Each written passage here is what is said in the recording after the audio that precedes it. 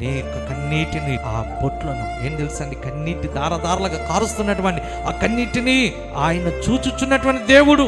అలా దాటిపోయే దేవుడు కానే కాదు. హల్లెలూయా. ప్రార్థనలో కన్నీరు విడవాలి.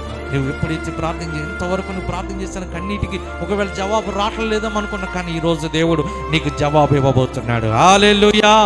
యేసు క్రీస్తు నామములో ఇంక జవాబు రాబోతుంది. నీవు అడిగిన దానికి ఆయన చిత్తములు, ఆయన కార్యములు జరిగించడానికి రెడీగా సిద్ధంగా ఉన్నాడు ఆయన. స్తోత్రం చెప్పండి. హల్లెలూయా, హల్లెలూయా. కన్నీళ్లు విడిచుట చూచాను అన్నాడు. నేను నీ ప్రార్థన ఆలకించాను. ఆయన సన్నిధిలో నీవు చేసే ఏ ప్రార్థన అయినా ఆయన ఆలకించే దేవుడు. గుర్తుపెట్టుకోండి, ఆలకిస్తాడు. చెవులు మూసుకునే దేవుడు కాదు ఆయన. చెవులు మూసుకునే దేవుడు కాదు. నీ ప్రార్థన త్రోసివేసే దేవుడు కాదు ఆయన. నీతిమంతుల ప్రార్థన వైపు, వారి మొరల వైపు అంటండి ఆయన చెవులను పెడతాడంటండి. హల్లెలూయా.